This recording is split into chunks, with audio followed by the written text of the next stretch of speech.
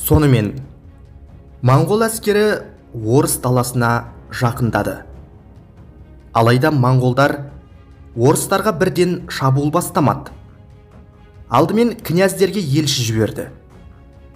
Моңғол елшісі былай дейді: біз сендердің қыпшақтарды тыңдап, бізге қарсы аттанғандарыңды естідік. Алайда біз сендерге емес, қыпшақтарды талқандауға келдік. Қыпшақтар кезінде сендерге көп жамандық жасағандарын білеміз. Егер қаласаңдар, олардың мал мүліктерін тартып алыңдар, оларды қуып жіберіңдер деген сыңайда сөздер айтса керек.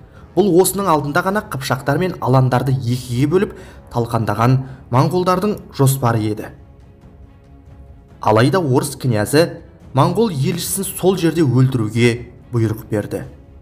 Осылайша Жебе мен Сүбедейдің бұл қулығы орыс жерінде жүзеге аспай қалады. Алайда бұл тек бастамасы болатын. Елшінің басын алған біріккен қыпшақ және орыс әскерлер одан әрі моңғолдарға қарай жақындай түсті. Біріккен әскер Днепр бойына жеткенде моңғолдардан екінші мәрте елшілік келді. Елшінің жалпы айтқан сөздері мынадай еді: сендер қыпшақтардың сөзіне еріп, біздің жіберген елшімізді өлтірдіңдер. Енді бізге қарсы келе жатырсыңдар. Біз сендерге тиіскен жоқпыз. Міне осындай мағынада сәлемдеме айтып елшілік жібереді. Моңғолдардың қайта-қайта елші жіберуі олардың соғыстан қашқақтап, сылтау іздеп кету жоспарына ұқсады. Алайда бұл жолы орыс князьдері моңғолдардың бұл елшісін өлтірмей кері қайтарды. Өзеннің сол жағалауына өткен орыс пен қыпшақ әскерлері моңғолдардың авангардымен кездесіп қалды. Бұл Жебе мен Сүбедейдің алдыңғы барлаушы жасақтары болса керек. Азғантай шайқастан соң моңғолдардың жасағы талқандалып, Ғанибек деген қолбасшысы соғыста жан тапсырады. Тарихшы Ибн әл-Асир: орыс әскері мен қыпшақтар осы шағын ғана шайқастағы жеңіске масаттанып, моңғолдардың қорыққаннан кері шегініп жатыр деп ойлап, олардың соңдарынан қуғындай бастайды. Моңғолдар қаша жөнеледі. Моңғолдар сол бетімен кері шегіне береді. Осылайша 12 күн бойы моңғолдардың соңынан қуған біріккен орыс қыпшақ әскері Қалқа өзеніне келіп жетті. Осы маңда тағы бір моңғолдардың шолғыншы жасағын талқандайды. Бұл екі шағын шайқастар орыс қыпшақ әскерін тым еркінсітіп жіберді. Енді оларға моңғолдарды жеңу соншалықты қиын еместей көрінді. Әскери кеңес шақырылды. Осыдан кейін өзара бір байламға келе алмаған князьдер енді өз беттерінше қимылдауға көшті. 31 мамыр күні одақтастар әскері өзеннен өтуді бастады. Қыпшақтар мен Волын князьдігі, одан соң Галицк пен Чернигов князьдері өз әскерін өзеннен алып өтті. Алайда Киев князі өзеннен өтпей қалып қояды. Киев әскері өзен жағалауына бекініп, негізгі әскерден бөлініп қалды. Өзеннен өткен князьдердің де бірыңғай соғыс жоспары болмады. Әр князь өзінше әрекетке көшті. Өзеннен өте сала моңғолдарды көрген орыс қыпшақ әскері шайқасқа кірісті. Алғашқы шайқас орыстар мен қыпшақтар үшін тағы да сәтті болып, моңғолдар кері шегіне бастайды.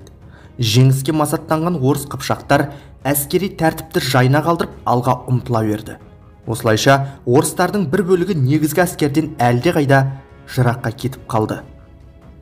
Сүбедейдің күткені де осы еді. Ол негізгі әскерді шайқасқа бағыттады. Моңғолдардың жойқын шабуылына шыдай алмаған қыпшақтар кері шегінді. Орыстардың қалған әскері көмекке ұмтылды, алайда моңғол әскерінің жаппай шабуылға көшу орыстарды талқандап тастады.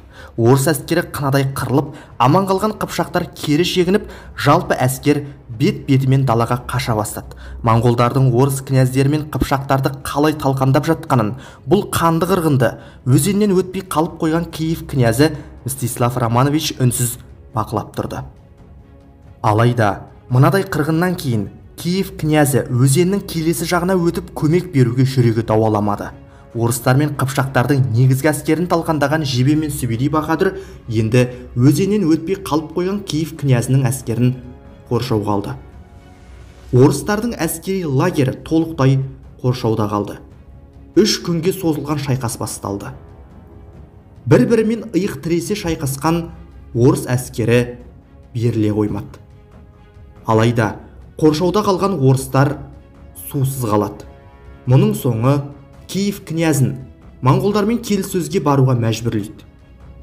Моңғолдар егер орыс әскері берілетін болса, өлтірмеуге уәде береді. Осылайша Киев князі Мстислав Романович бастаған 10 мыңға жуық әскер моңғолдардың алдында тізе бүкті. Алайда моңғолдар уәдесінде тұрмады. Естеріңізде болса, сонау шайқас басталмай жатып, моңғолдардың жіберген елшісін орыс княздері өлтірген еді ғой. Осы үшін моңғолдар орыс әскерін қырып салды. Киев князі Мстислав Романович өлтірілді. Аман қалғандарын тұтқын қалды.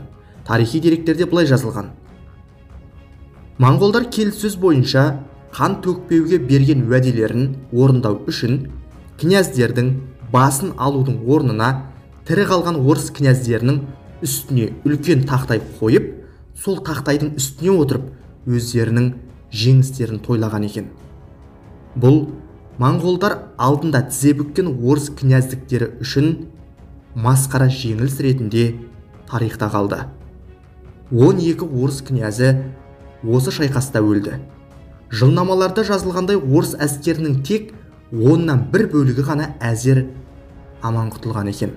Қалқа өзеніндегі бұл шайқас бүкіл орыс даласын үрейлендіріп жібергендігі сондай. Ендігі жерде орыс әскерлері моңғолдардың атын естігеннің өзінде қалтырай бастайтын жағдайға жетті. Олар моңғолдардың қандай жойқын күшке ие екендігін енді түсінді. Алайда бұл Шыңғысхан әскерінің бар болғаны алдағы Еуропа жеріне жасалатын жорықтарына, бар болғаны барлаушылық шабуылы болатын. Жебе мен Сүбедейдің бұл жорығы шығыс Еуропа мен орыс жеріндегі халықтар, мемлекеттер, олардың әскери өнері мен билеушілердің ұстанып отырған саясаты туралы сол кезде өте көп ақпарат жинауға көмектесті.